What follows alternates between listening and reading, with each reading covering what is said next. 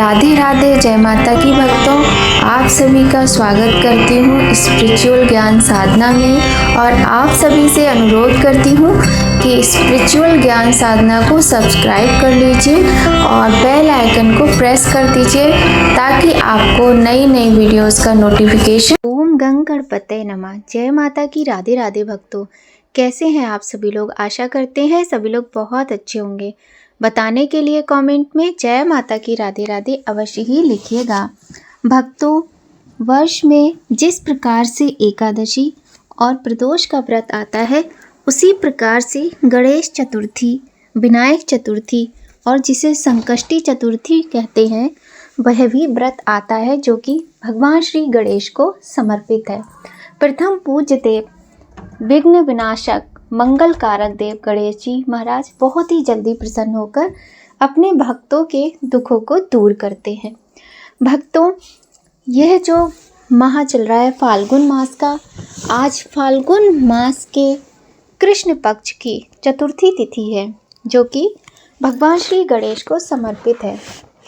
आज की वीडियो में हम आपको गणेश चतुर्थी व्रत की बहुत ही सुंदर कथा सुनाएंगे और कथा सुनने से आपका व्रत पूर्ण होता है और कथा सुनने के बाद आरती भी अवश्य करनी चाहिए।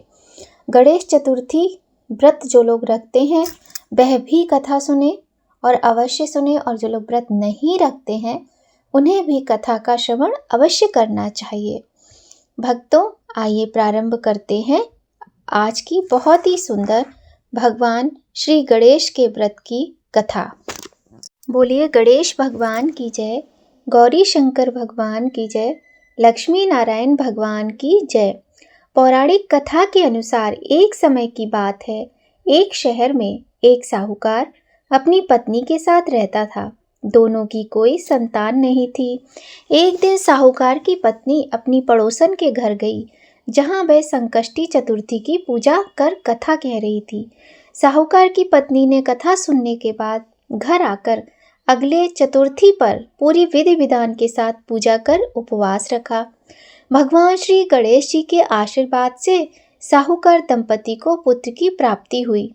साहूकार का बेटा बड़ा हो गया तो साहूकारनी ने भगवान श्री गणेश जी से फिर कामना की कि उसके पुत्र का विवाह तय हो जाए तो वह व्रत रखेंगी और प्रसाद चढ़ाएंगी। परंतु बेटे का विवाह तय होने के बाद भी साहूकारनी प्रसाद चढ़ाना और व्रत रखना भूल गई, जिसके कारण भगवान श्री गणेश जी नाराज हो गए और उन्होंने साहूकार के बेटे को शादी के दिन बंधक बनाकर एक पीपल के वृक्ष से बांध दिया। कुछ समय के बाद पीपल के पेड़ के पास से एक अविवाहित कन्या गुजर रही थी। तभी उसने साहूकार के बेटे की आवाज़ सुनी और अपनी माँ को बताया। यह सारी बात जानने के बाद साहूकार की पत्नी ने भगवान श्री गणेश से क्षमा मांगी और प्रसाद चढ़ाकर उपवास रखा और पुत्र के वापस मिलने की कामना करने लगी। भगवान श्री गणेश जी ने साहूकार के पुत्र को पुनः वापस लौटा दिया और बड़े ही धूमधाम से साहूकार ने अपने पुत्र का विवाह किया। तभी से पूरे नगर में सभी लोग भगवान श्री गणेश की चतुर्थी का व्रत और उपवास करने लगे और जिससे सभी की मनोकामनाएं पूर्ण होने लगी। तो भक्तों, बहुत ही पुण्यदायक और कामनाओं को पूर्ण करने वाला होता है यह व्रत। आइए भक्तों, अब हम गणेश चतुर्थी की दूसरी कथा सुनते हैं जो कि बहुत ही सुंदर कथा है। आइए भक्तों, प्रारंभ करते हैं। एक बार सभी देवी देवता संकट में घिरे हुए थे, तो भी समाधान के लिए भगवान शिव के पास आए। तब उन्होंने भगवान गणेश जी और कार्तिकेय जी से संकट का समाधान करने के लिए कहा। दोनों भाइयों ने कहा कि वे इसका समाधान कर सकते हैं। अब शिव जी दुविधा में पड़ गए। उन्होंने कहा कि जो भी इस पृथ्वी का चक्कर लगाकर सबसे पहले आएगा वह देवताओं के संकट के समाधान के लिए जाएगा। भगवान कार्तिकेय जी का वाहन मोर है, वे उस पर सवार होकर पृथ्वी की परिक्रमा करने निकल पड़े। गणेश जी की सवारी मूषक है, उसके लिए मोर की तुलना में पहले परिक्रमा कर पाना संभव नहीं था। गणेश जी बहुत ही चतुर हैं। वे जानते थे कि चूहे पर सवार होकर वह पहले पृथ्वी की परिक्रमा नहीं कर सकते हैं। उन्होंने एक उपाय सोचा। वे अपने स्थान से उठे और दोनों हाथ जोड़कर भगवान शिव और माता पार्वती की 7 बार परिक्रमा की और फिर अपने आसन पर विराजमान हो गए। उधर भगवान कार्तिकेय जी जब पृथ्वी की परिक्रमा करके आए तो उन्होंने स्वयं को विजेता घोषित किया, क्योंकि गणेश जी को वे वहां पर बैठे हुए देख रहे थे।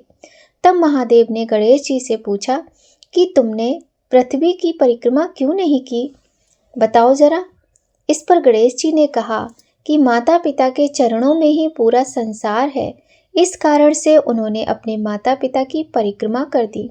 गणेश जी के इस उत्तर से भगवान भोलेनाथ और माता पार्वती अत्यंत प्रसन्न हुए।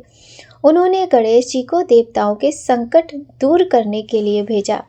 साथ ही भगवान शिव ने गणेश जी को आशीर्वाद दिया कि जो भी चतुर्थी के दिन भगवान श्री गणेश की पूजा करेगा और चंद्रदेव को जल अर्पित करेगा, उसके सभी दुख दूर हो जाएंगे, उसके संकटों का समाधान होगा और पाप का नाश होगा तथा उस व्यक्ति के जीवन में सुख समृद्धि अवश्य ही आएगी। बोलिए गणेश भगवान की जय। तो भक्तों, यह थी दूसरी कथा। आइए भक्तों, अब हम सुनते हैं भगवान श्री गणेश की तीसरी कथा। एक समय की बात है कि विष्णु भगवान का विवाह लक्ष्मी जी के साथ निश्चित हो गया। विवाह की तैयारी होने लगी। सभी देवताओं को निमंत्रण भेजे गए परंतु श्री गणेश जी को निमंत्रण नहीं दिया। कारण जो भी रहा हो, अब भगवान विष्णु की बारात जाने का समय आ गया। सभी देवता अपनी पत्नियों के साथ विवाह समारोह में आए। उन सबने देखा कि गणेश जी कहीं दिखाई नहीं दे रहे हैं। तब वे आपस में चर्चा करने लगे कि क्या गणेश जी को न्योता नहीं दिया है या स्वयं गणेश जी ही नहीं आए हैं।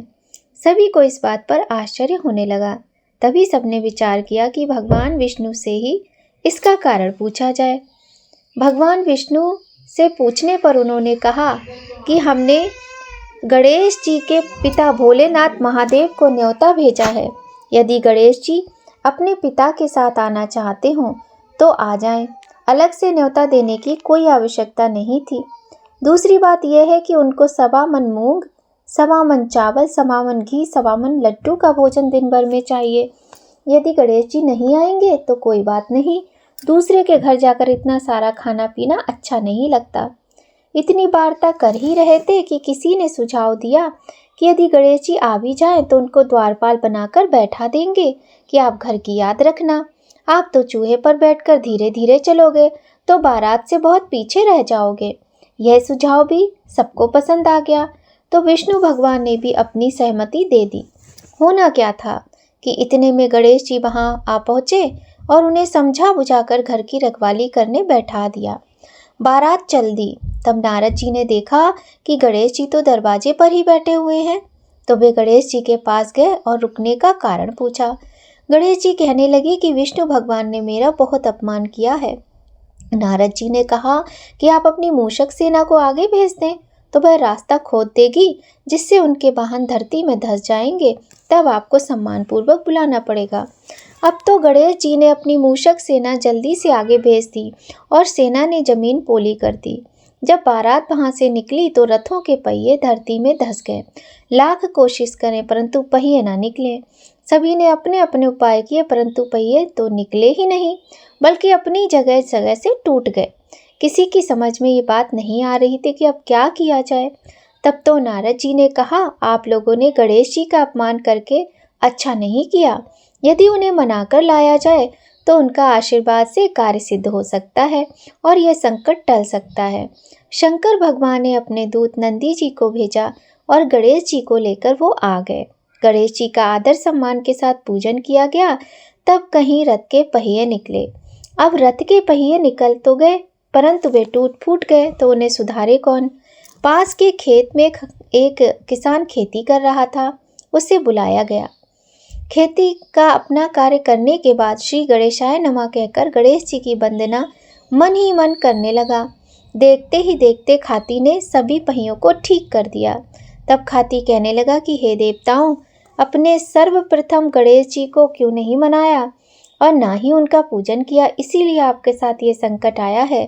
हम तो मूर्ख अज्ञानी हैं, फिर भी पहले गणेश जी को पूजते हैं, उनका ध्यान करते हैं। आप लोग तो देवतागण हैं, फिर भी आप गणेश जी को कैसे भूल गए? अब आप लोग भगवान श्री गणेश जी की जय जयकार बोलिए, तो आपके सब काम बन जाएंगे और कोई संकट भी नहीं आएगा। ऐसा कहते हुए बारात वहाँ से चल दी और विष्णु भगवान का लक्ष्मी जी के साथ विवाह संपन्न करा के सभी सकुशल लौट आए। हे गणेश जी महाराज, आपने विष्णु जी को जैसो कारज सारियो ऐसो कारज सबको सिद्ध कर जो। बोलो गजानन भगवान की जय। आइए भक्तों, अब सुनते हैं भगवान श्री गणेश की चौथी कथा। श्री गणेश चतुर्थी व्रत की पौराणिक कथा के अनुसार एक बार भगवान शिव तथा माता पार्वती जी नर्मदा नदी के किनारे बैठे थे। वहां माता पार्वती ने भगवान शिव से समय व्यतीत करने के लिए चौपड़ खेलने को कहा। शिव जी चौपड़ खेलने के लिए तैयार हो गए, परंतु इस खेल में हार जीत का फैसला कौन करेगा, यह प्रश्न उनके समक्ष उठा तो भगवान शिव ने कुछ तिनके एकत्रित कर उसका एक पुतला बनाकर उसकी प्राण प्रतिष्ठा कर दी और पुतले से कहा, बेटा हम चौपड़ खेलना चाहते हैं, परंतु हमारी हार जीत का फैसला करने वाला कोई नहीं है, इसीलिए तुम बताना कि हम दोनों में से कौन हारेगा और कौन जीतेगा। उसके बाद भगवान शिव और माता पार्वती का चौपड़ खेल शुरू हो गया। यह खेल 3 बार खेला गया और संयोग से तीनों बार माता पार्वती की जीत हुई। खेल समाप्त होने के बाद बालक से हार जीत का फैसला करने के लिए कहा गया, तो उस बालक ने महादेव जी को विजयी बताया। यह सुनकर माता पार्वती जी क्रोधित हो गईं और क्रोध में उन्होंने बालक को लंगड़ा होने, कीचड़ में पड़े रहने का श्राप दे दिया। बालक ने माता पार्वती से क्षमा मांगी और कहा कि यह मुझसे अज्ञानतावश हुआ है, मैंने किसी द्वेष भाव से ऐसा नहीं किया। बालक द्वारा क्षमा मांगने पर माता ने कहा, यहाँ गणेश पूजन के लिए नाग कन्याएं आएंगी, उनके कहे अनुसार तुम गणेश जी का व्रत करो, ऐसा करने से तुम मुझे प्रसन्न करोगे। यह कहकर माता पार्वती शिव जी के साथ कैलाश पर्वत चली गईं। 1 वर्ष के बाद उस स्थान पर नाग कन्याएं आईं। तब नाग कन्याओं से श्री गणेश के व्रत की विधि मालूम करने पर उस बालक ने 21 दिन लगातार गणेश जी का व्रत किया। उसकी श्रद्धा से गणेश जी प्रसन्न हुए। उन्होंने बालक को मनोवांछित फल मांगने के लिए कहा, पर उस बालक ने कहा कि हे विनायक, मुझमें इतनी शक्ति दीजिए कि मैं अपने पैरों से चलकर अपने माता पिता के पास कैलाश पर्वत पर जाऊं और वे यह देखकर प्रसन्न हों। तब बालक को वरदान देकर श्री गणेश जी अंतर्ध्यान हो गए। इसके बाद वह बालक कैलाश पर्वत पर पहुंच गया और कैलाश पर्वत पर पहुंचने की अपनी कथा उसने माता पार्वती और भगवान शिव जी को सुनाई। चौपड़ वाले दिन से माता पार्वती जी शिव जी से विमुख हो गई थी, अतः देवी के रुष्ट होने पर भगवान शिव ने भी बालक के बताए अनुसार श्री गणेश जी का व्रत किया। इस व्रत के प्रभाव से माता पार्वती जी के मन से भगवान शिव के लिए जो नाराजगी थी वह समाप्त हो गई। तब यह व्रत विधि भगवान शिव ने माता पार्वती को बताई। यह सुनकर माता पार्वती के मन में भी अपने पुत्र कार्तिकेय जी से मिलने की इच्छा जागृत हुई। तब माता पार्वती ने भी श्री गणेश जी का ये व्रत किया तथा दूर्वा फूल और लड्डुओं से गणेश जी का पूजन अर्चन किया। व्रत के 21वें दिन कार्तिकेय जी स्वयं माता पार्वती जी से आ मिले। उस दिन से श्री गणेश चतुर्थी का ये व्रत समस्त मनोकामनाओं की पूर्ति करने वाला माना जाता है। इस व्रत को करने से मनुष्य के सारे कष्ट दूर होकर मनुष्य की समस्त मनोकामनाएं पूर्ण होती हैं। बोलिए श्री गणेश जी भगवान की जय। तो भक्तों, यह थी 4 कथाएं भगवान श्री गणेश जी के व्रत की, गणेश चतुर्थी व्रत की। कथा आपको कैसी लगी कमेंट करके ज़रूर बताइएगा। यदि आपको कथा अच्छी लगी हो तो वीडियो को लाइक भी कर दीजिएगा और चैनल को सब्सक्राइब भी कर लीजिएगा। बेल आइकन प्रेस करना बिल्कुल भी मत भूलिएगा। भक्तों, कथा सुनने के बाद हमें आरती अवश्य करनी चाहिए। आइए हम करते हैं भगवान श्री गणेश की बहुत ही सुंदर सी स्तुति। गाइए गणपति जगवंदन, शंकर सुवन भवानी नंदन। गाइए गणपति जगवंदन, शंकर सुवन भवानी नंदन। सिद्धि सदन गज बदन विनायक, सिद्धि सदन गज बदन विनायक। कृपा सिंधु सुंदर सब लायक, कृपा सिंधु सुंदर सब लायक। गाइए गणपति जगवंदन, मोदक प्रिय मुद मंगल दाता, मोदक प्रिय मुद मंगल दाता। विद्या वारिधि बुद्धि विधाता, गाइए गणपति जगवंदन। मांगत तुलसीदास कर जोरे, मांगत तुलसीदास कर जोरे। बसहि राम सिय मानस मोरे, गाइए गणपति जगवंदन। शंकर सुवन भवानी के नंदन, गाइए गणपति जगवंदन। बोलिए गणेश भगवान की जय। प्रथम पूज्य गणेश जी भगवान का आशीर्वाद अपने सभी भक्तों पर सदा बना रहे। इसी कामना के साथ भक्तों आज की वीडियो का यहीं पर एंड करते हैं और मिलते हैं आपसे नई कहानी नई जानकारी के साथ नए वीडियो में। जय माता की भक्तों, राधे राधे।